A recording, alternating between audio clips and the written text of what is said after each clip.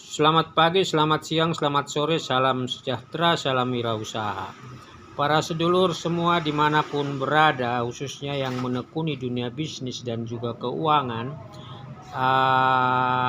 banyak hal yang harus kita coba pahami, kuasai ketika menjalankan bisnis, karena bisnis itu sebenarnya mengandung banyak komponen sumber daya, dan sumber daya itu harus dikelola dengan bagus untuk menghasilkan sebuah rencana target dan tujuan. Nah, kita mulai sedulur dengan yang disebut dengan sumber daya bisnis, ya.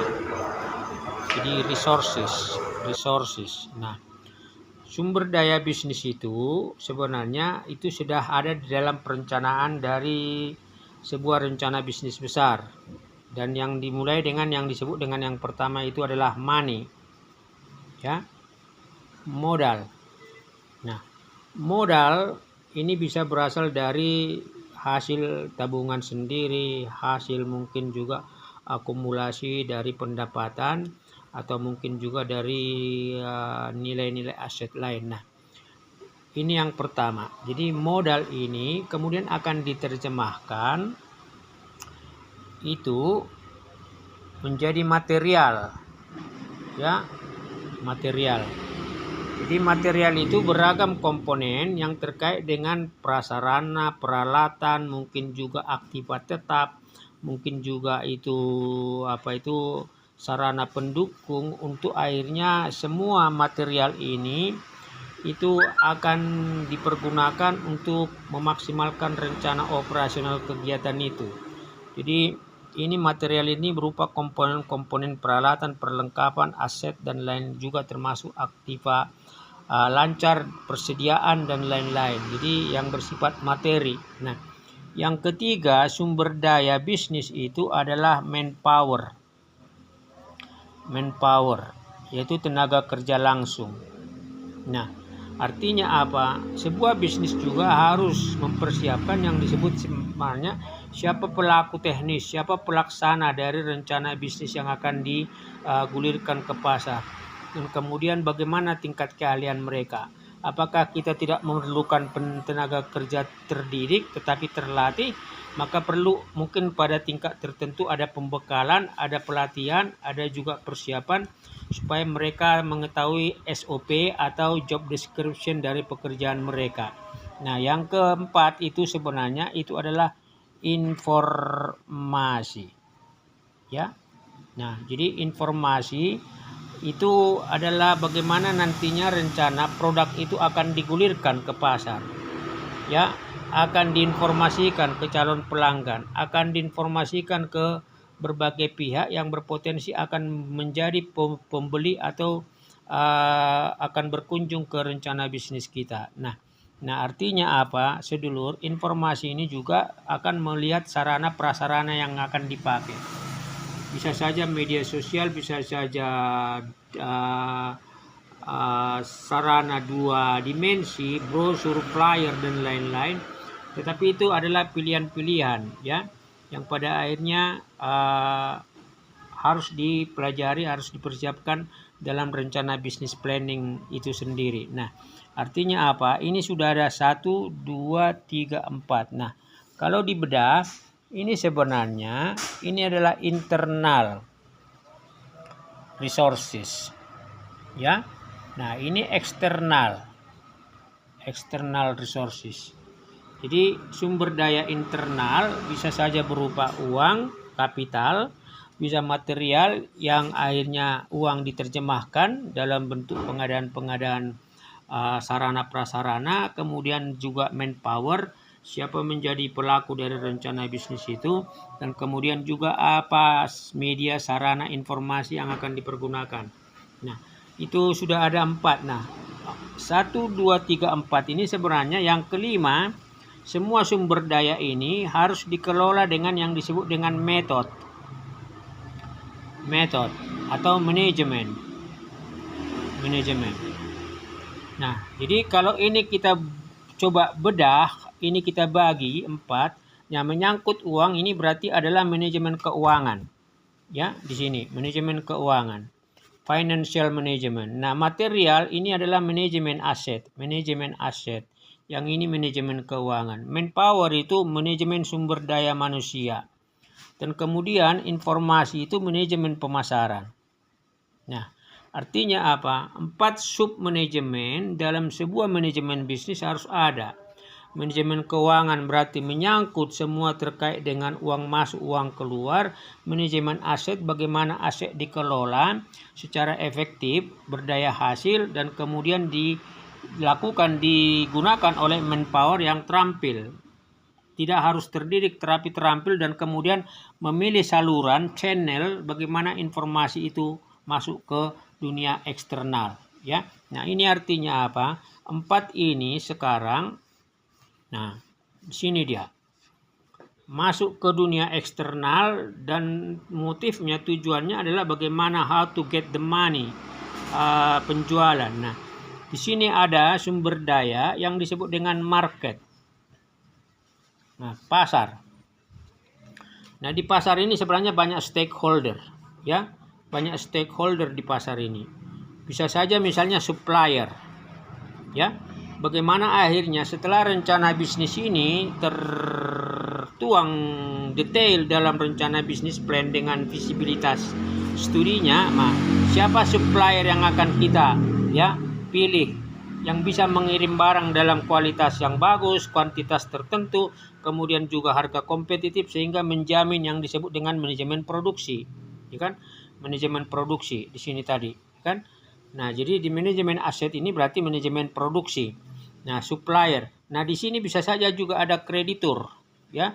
Ada kemungkinan suatu saat ketika bisnis ini berkembang, kita membutuhkan pinjaman yang berasal dari kreditur, baik itu swasta maupun itu financial kreditur. Nah, di luar itu masih ada komponen-komponen lain, ya. Jadi ini yang pertama tadi money, yang kedua material, yang ketiga manpower, yang keempat informasi, yang kelima method. Ini sumber-sumber daya. Yang ini bersifat yang disebut non-finansial. Ini adalah intangible asset. Aset yang tidak kelihatan, tapi di sini kuncinya. The key of success is here, di sini. Nah, untuk mencapai yang disebut dengan market. Nah, di antara market ini ada yang disebut dengan customer. Nah, jadi yang pertama tadi ini, kedua, ketiga, keempat, kelima, ini keenam. Nah, supply market. Nah, yang ketujuh itu berarti customer, pelanggan. Pelanggan kita itu siapa? Rencana bisnis, rencana produk atau jasa bisnis, siapa customer targetnya, ya? Bagaimana tipikal mereka? Kita identifikasi enggak? Kemudian bagaimana spesifikasinya? Kita harus melihat customer gain-nya, customer gain. Nilai keunggulan dari customer gain itu. Apakah mereka memang kelas menengah ke atas, atau mungkin juga punya gaya hidup yang bagus, atau mereka boros mengeluarkan duit. Dan juga kita harus melihat juga customer pain, ya, customer pain. Jadi bagaimana kita menangani kemungkinan komplain dari pelanggan itu sendiri. Nah, ini sedulur. Jadi di sini ada customer yang kita harus identifikasi, kita harus melakukan segmentasi. Ya, segmentasi sesuai dengan tipe produk atau jenis bisnis yang akan kita gulirkan ke pasar. Di pasar ini tadi ada banyak. Nah, ini yang ketujuh. Nah, yang kedelapan itu sebenarnya itu adalah di sini yang namanya kompetitor.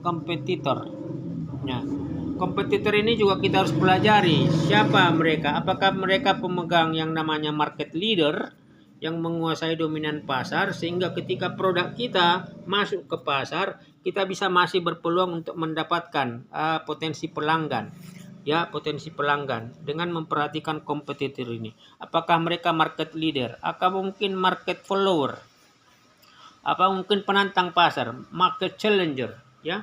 Sehingga dengan mengidentifikasi tipe kompetitor ini, kita bisa mencari kemungkinan celah atau strategi atau pendekatan bagaimana akhirnya produk kita ini masuk ke pasar, kita masih punya tingkat penjualan, tingkat pendapatan usaha yang berpotensi untuk menghasilkan laba positif dan juga mampu menutupi biaya-biaya operasional rutin, sehingga diandaikan usaha itu akan semakin maju ke depan.